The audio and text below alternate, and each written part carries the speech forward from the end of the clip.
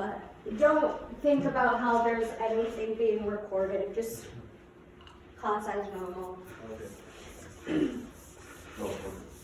Okay, so I graded the tests and everyone did well.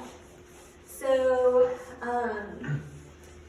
we're gonna move on, but remember, you should go through that blank test that I gave you. You should go through it periodically and just practice them.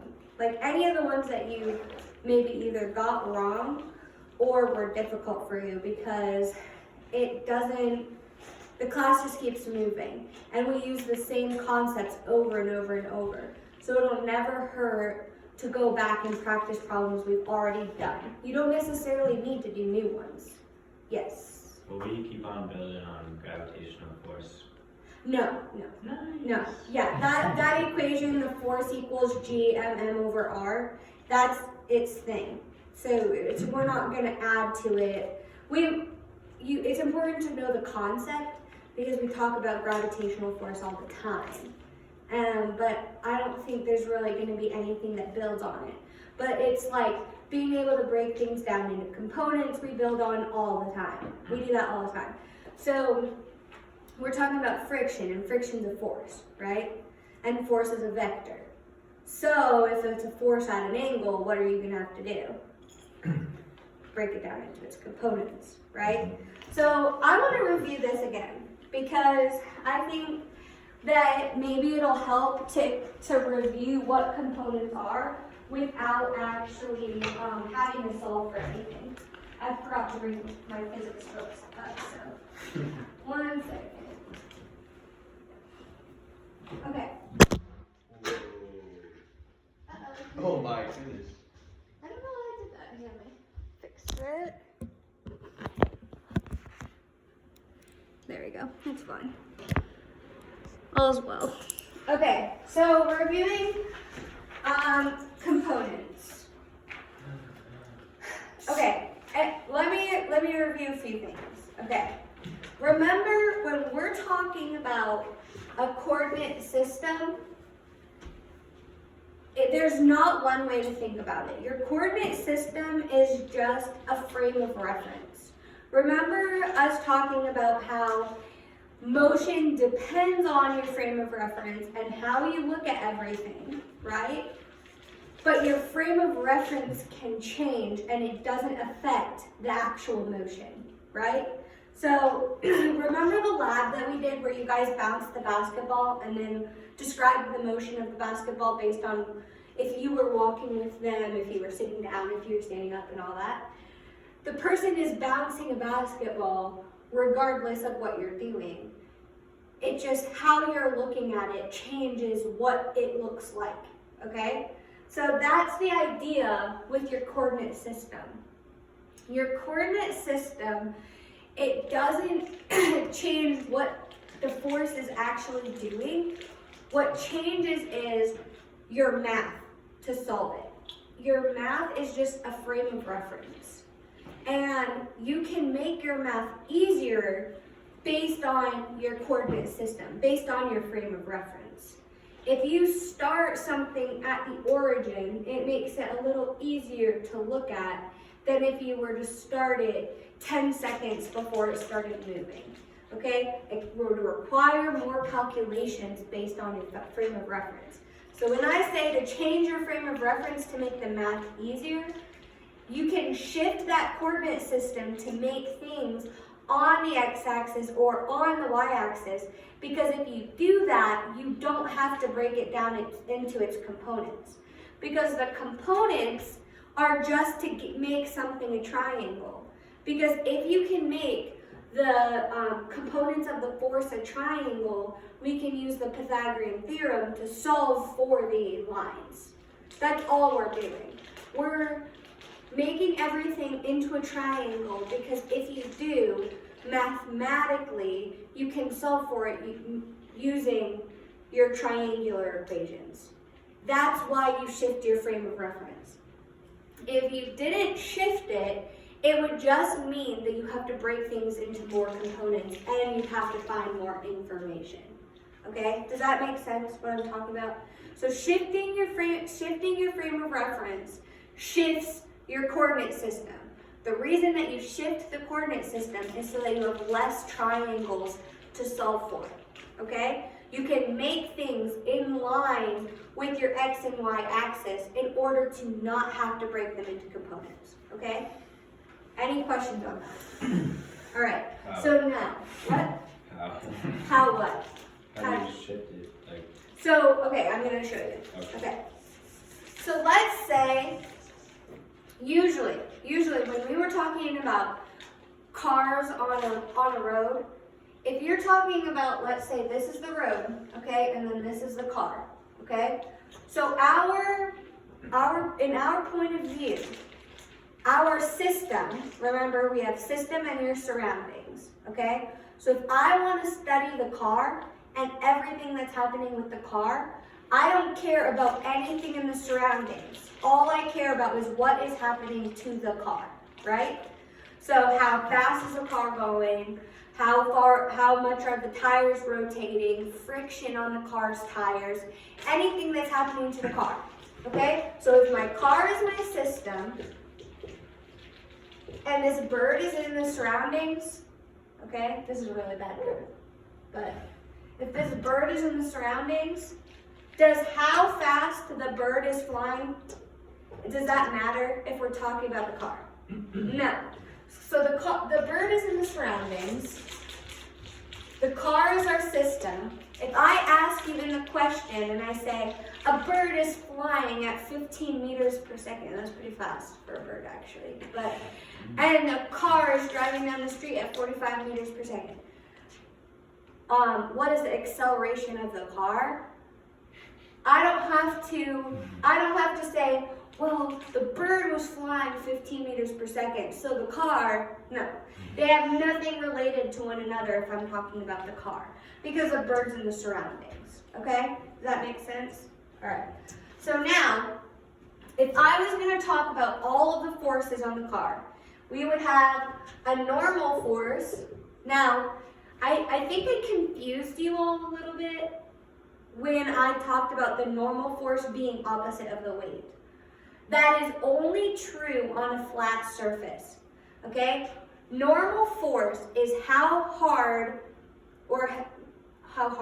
is not a good description word, but with what force is the surface that whatever it is laying on is pushing up. So the normal force is how much force the road is pushing up on the car. Okay, that's going to matter a lot when we talk about friction, okay? So keep that in your mind.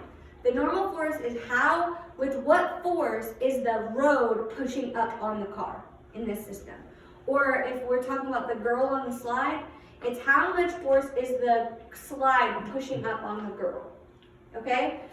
Now the reason it's opposite of the weight is because the weight of the car is what force the car is pushing back on the road. If it's equal, then they are able to be in equilibrium, and therefore the car doesn't smush into the road and the road doesn't lift the car, okay?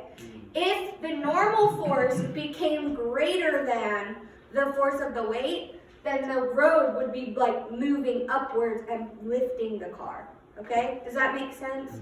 So if you overcome this being in equilibrium, so if normal force is not equal to the force of the weight, okay, which they usually are, then something's moving, okay? There has to be some force. Now, these always will be equal, so don't confuse yourself being like, well, is it? No, it is, okay? The only thing that would get this car up off the road is if some external force, let's say some crane comes down and lifts it off of the force. Then it switches, okay? If this crane took the car off of the ground, now the normal force is going to be the crane, okay? It's going to be how much force is in the crane keeping the car inside of the crane, okay? Does that make sense now? So whatever surface the car is on, and it's opposite of the weight, so the weight is pushing down with some force, then the crane pushing it up, that force that the crane is pulling up on, the weight is dragging down still, right? Because of gravity. Gravity is always pulling it. So in order for the crane to lift the car, that crane has to be pulling with more force than the weight of the car is pulling down, okay? Yeah. Miss Nelly, when you stand there, there's nothing on this, like, it's only a They whiteboard. can still hear me. It Yeah. doesn't matter. Hi. Yeah, there's like nothing but just your voice. It's fine, because my words are what matters, not my face. Even though it's probably, yeah, they probably don't want to see that anyways.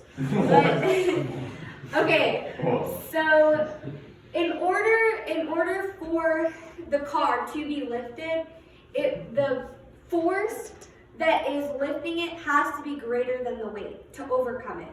So right now, when you're sitting in your chairs, your chair is pushing up with the normal force that is equal to your weight.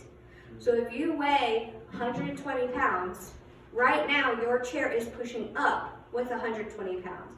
If it pushed up with only 100, then you're falling to the ground because your weight is greater than the capacity of the normal force, and therefore the chair will crumple under you. Does that make sense? Okay. So, now, how can we rotate the system? Okay, that was the question.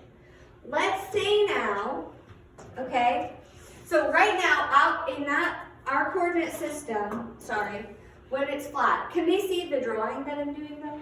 Yeah, kind of. Yeah. Maybe. Yeah, I mean, Okay, let me, I can't see it. I can see a bit. I mean, yeah, there we go. Okay, so if I have the coordinate system here, if I'm talking about the car, I would want to make the car my origin, okay? Because this way, now my normal force is all the way up in the y direction.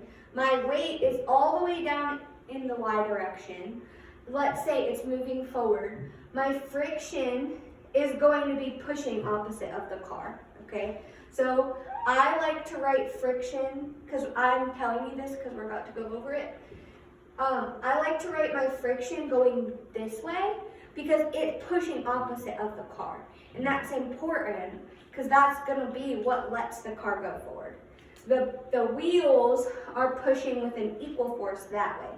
Friction opposes motion, okay? So in order for something to actually propel forward, this force has to be greater than the force of friction in order for something to actually go forward.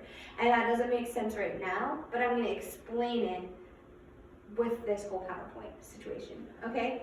So, now, if I was to then put this car, let's say it starts to go over a hill, okay?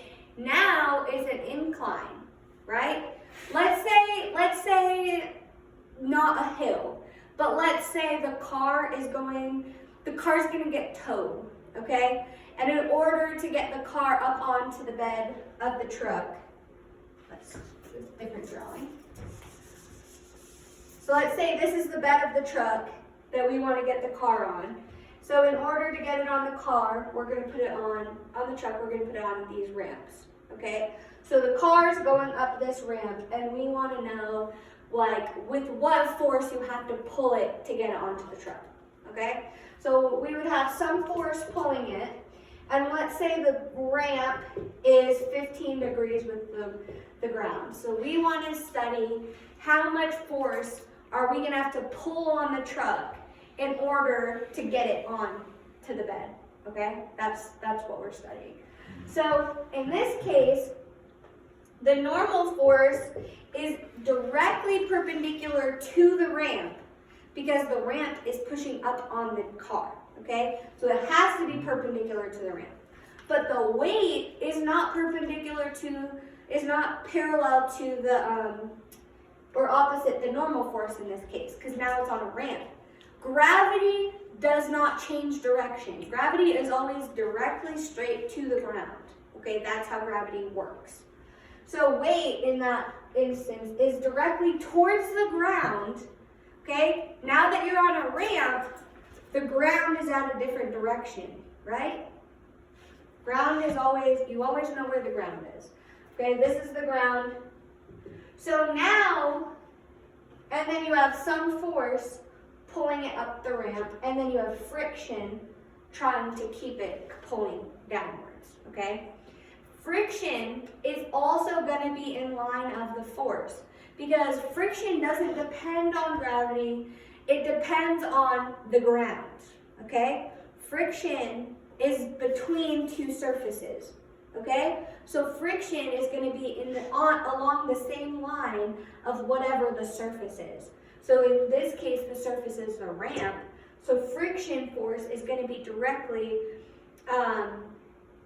parallel to the ramp, okay? Parallel being on the same line, okay? So this is our forces. Now, if I were to make my coordinate system this, do you see how many angles I have? So if I made my coordinate system where my car is the origin, just like that, now I have this force at an angle, this force at an angle, and that force at an angle. Well, what if instead of making the ground my x-axis, I make the ramp my x-axis? Let's use some different colors, okay? So this black is my coordinate right now. Okay, this is my coordinate. And I have all of these angles. Now, what if I were to make my ramp my x-axis? So now this is the ramp right here. I'm going to put this red line. Well, now I have two forces that are directly on the x-axis that I don't have to break down into components, right? Because if it's on the x-axis, that means all of the force is going in the x direction, right? Does that make sense to you? If it's in the x-axis, all the force is in the x direction. Then I put my y-axis perpendicular to that. Now the only force that is not directly in the y or directly in the x is the weight. So now I only have one angle instead of three. So do you see how that makes it easier? How rotating what the x-axis is creates more ease in mathematics. Now, all I have to do is break my weight into components. And weight is the easiest one to break into components because here we have this angle with the ground, so we already know what the angle is. And if I had to solve all those, I'd have to do so much geometry. I'd have to remember all my congruent angle rules. I'd have to memorize all that stuff and it would just be a mess. But if I just rotate my perspective and make my frame of reference where the ramp is on the x-axis, now I can do things easier. So if you find that you have like 60 angles, then see if you can change your frame of reference and take all those angles out. Now if I just rotate it. So when you are on an incline, you're most likely going to make your x-axis whatever the incline is, not the ground. But if you're on a flat surface, the ground is your x-axis, okay? Does that make better sense now? Do you have a question? I feel like I'd understand it better if I saw a question with it, but Do you want to do the girl on the slide again? sure. Okay, so do you have those handouts with numbers 1 through 7 on them still? I think so.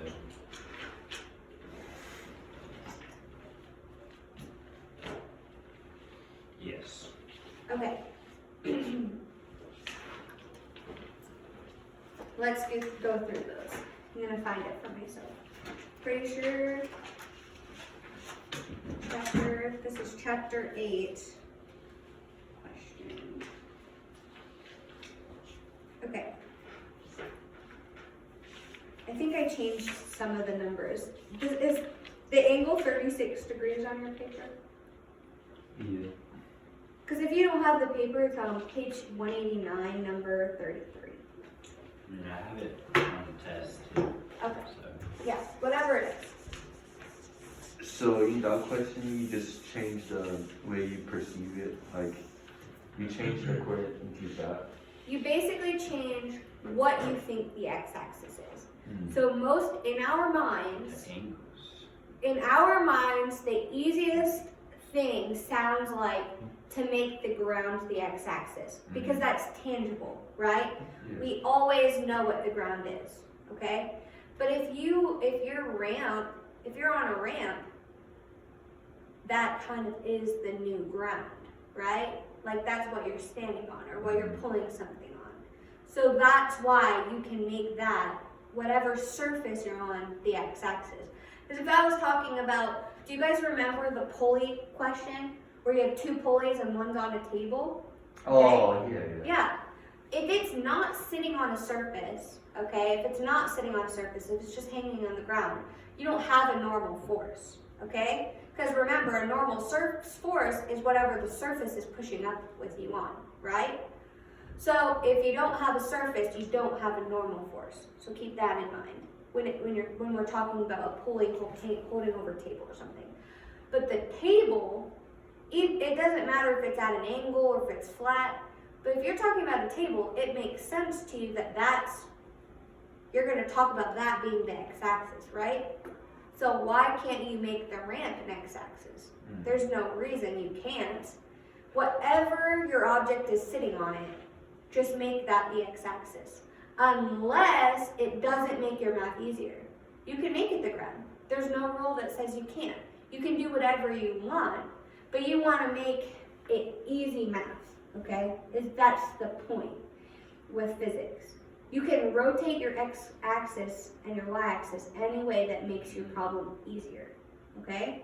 So, the girl on the playground, okay? So if the girl on the playground, let's say she was standing at the bottom of the slide, okay? And we were talking about every force that's acting on her.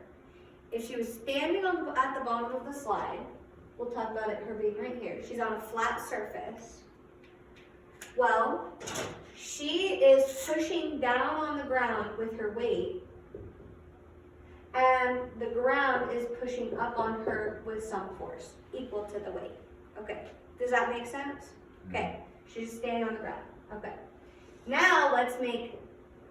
now she climbs up the ladder, so she walks around, she climbs up the ladder, and now she's on the slide. Do you see how this slide is a triangle?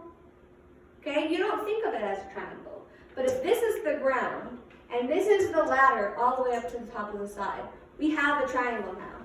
A ramp makes a triangle with the ground. Many things make triangles. That's why we use the Pythagorean theorem so much. Because all of these, if you're talking about it in a coordinate system, we have triangles everywhere, okay? So this is a ladder up to the top of the slide. This is the ground. The slide is 36 degrees at an angle of 36 degrees from the ground. That's what the thing tells us, okay? So we know that. Now it says the girl is on the slide somewhere at the top, and she is holding herself from sliding down, okay? So you have some force here holding herself. Then you have the normal force, the force that the slide's pushing up on. Then you have the weight, which is directly towards the ground because of gravity, okay? Normal force is directly perpendicular to the slide because the slide is pushing up on it. Now, if I were to make the ground my x-axis, then my x-axis would be parallel to the ground. My y-axis would be perpendicular to the weight. Do you see that?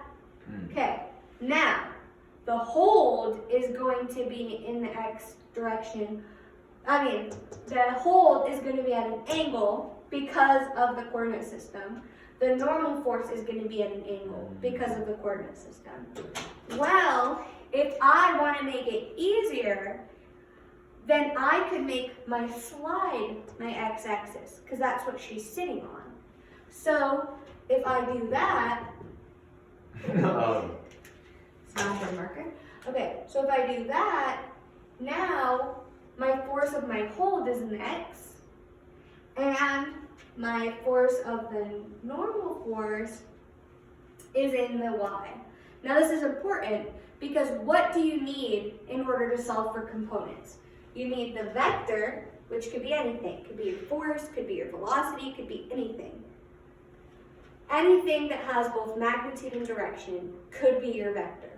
And you need to know cosine of the angle or sine of the angle.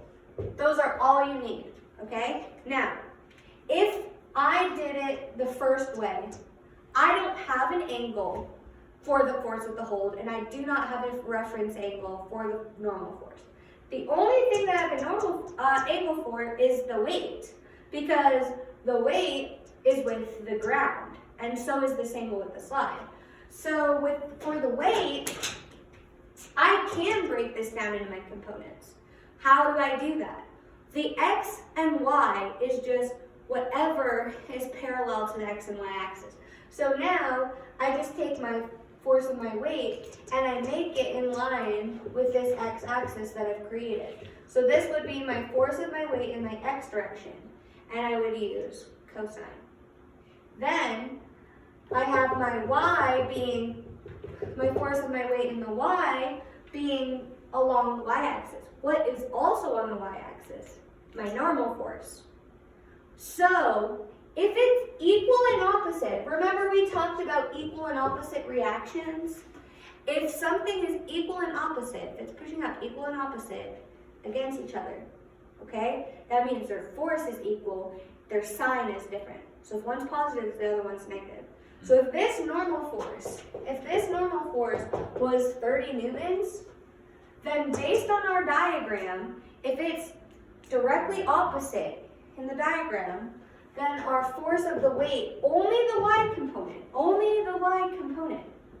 is going to equal negative 30 newtons. Is that more clear? Okay? So that's the idea. So this is just geometry basically, but it's giving real life concepts to geometry. Okay?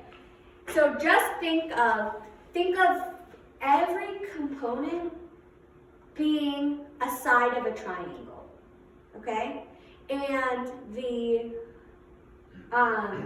vector is just the hypotenuse of that triangle.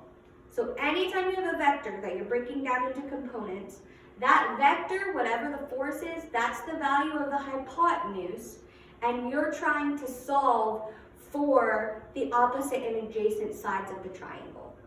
Okay? Does that make more sense? So when I break these forces into components, when in my diagram, I'm just giving my force this triangular value. And again, that's because when she's being pulled down the slide, if she didn't have her weight pushing her back on the slide, she would just kind of like fly in this X direction, and she would never touch her bottom on the slide. It just wouldn't work. So the X direction is what's pulling her forward, and her Y direction of her weight is what's keeping her grounded on the ground, pulling her downwards. Otherwise, it wouldn't work. And now, when we're talking about friction is what actually propels us forward, okay? So we're going to talk about when you're walking. When you're walking, if you just had normal force and you just had weight, you would never go forward.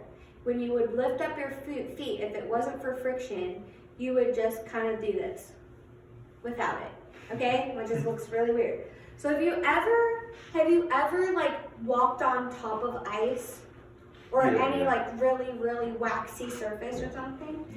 Yeah. And if you watch cartoons, the cartoon person, when they're slipping, their person is just like this, in one position, right? They don't show them propelling in an X direction.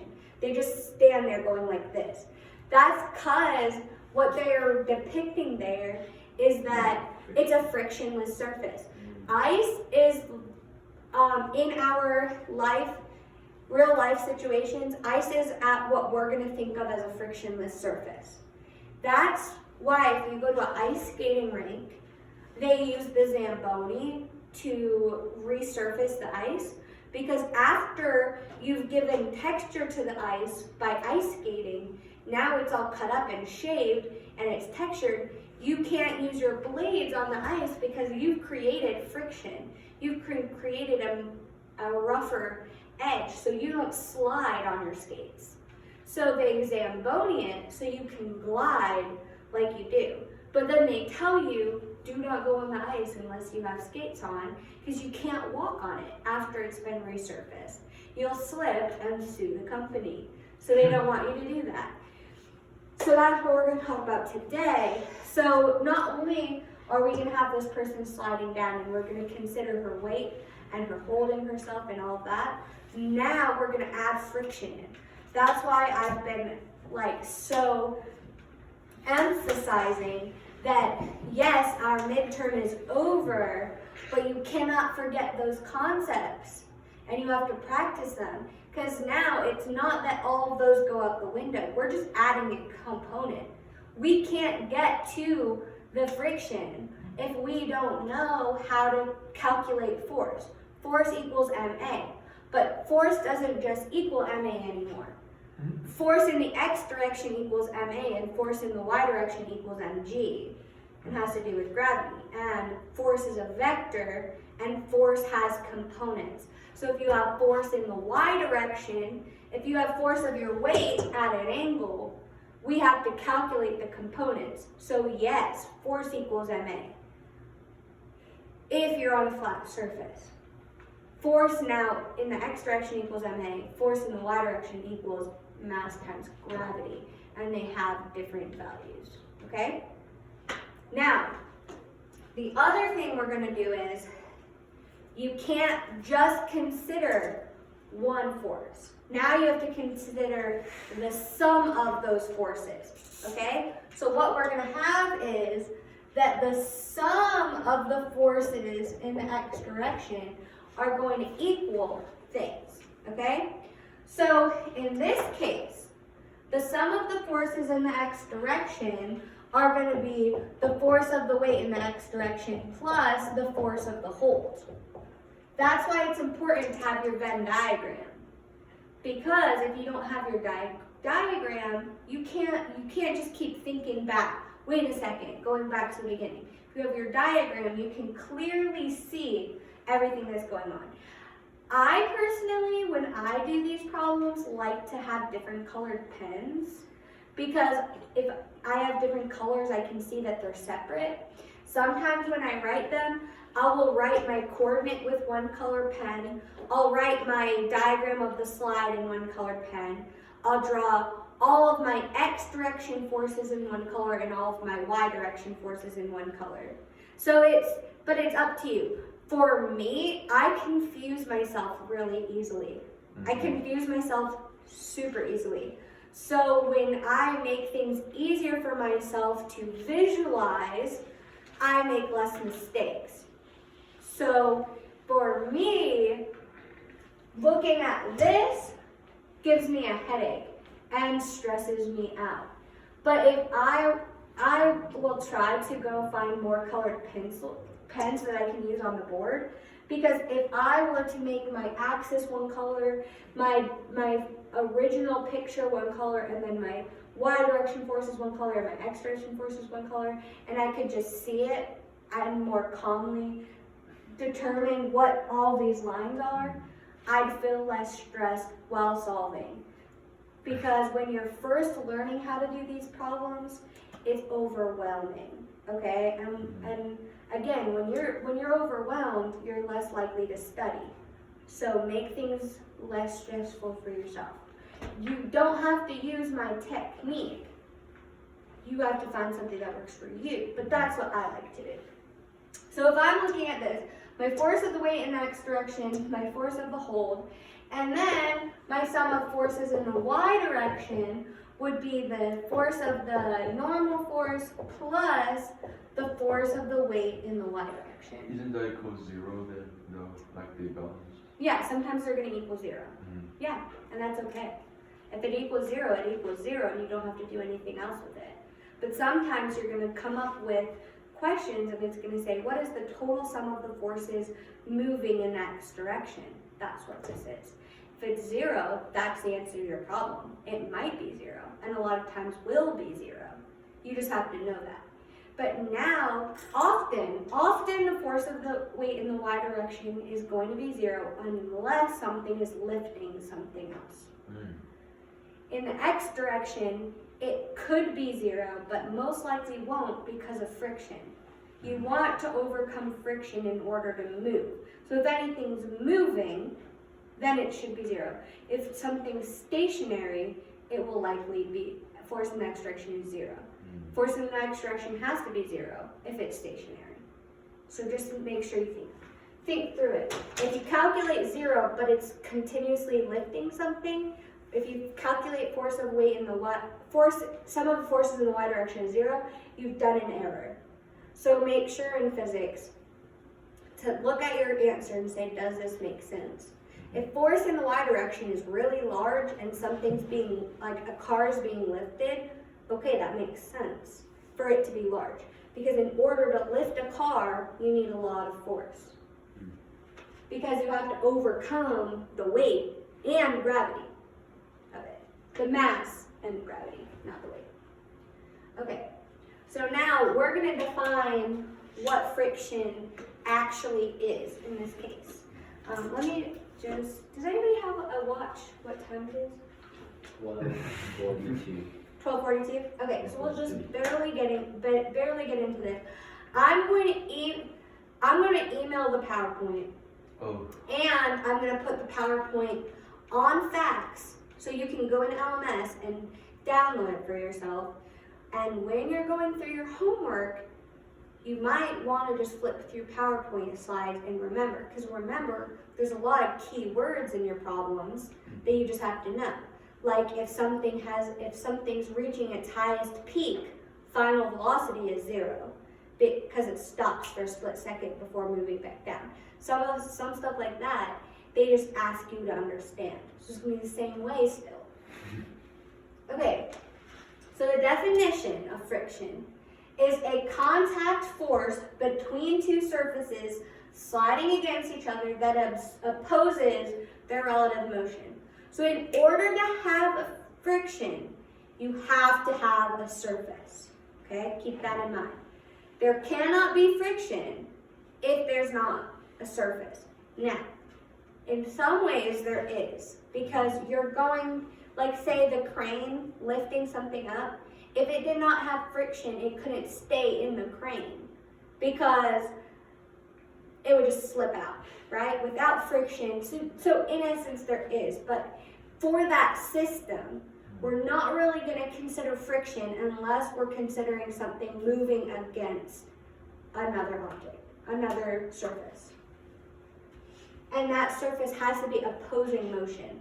So with the crane idea, the crane lifting something, that's opposing motion. It's opposing it slipping out of the crane. So that is friction. But, well, we're not going to get that deep, probably. So it's explained by Newton's third law, and it's necessary for forward motion. So friction is a force, okay? So when we're talking about Newton and his laws, friction is a force. So therefore, what is the equation for force? Mass times acceleration. So we're going to consider that. But we're going to be going over our coefficients of friction, and that's going to be a little bit more complicated because, and I'll get into it, but you have different kinds of friction and you need certain forces to overcome your different coefficients of friction. So I'm just looking in that book so I can tell you guys where you can follow along if you want to. Page 176 has more in detail words, okay? So if you're like, I heard her, but I need another explanation, read your section, because your book is a resource, okay? Your book is a resource. You have this, you have me, you have your PowerPoint. So, okay, we'll talk more tomorrow.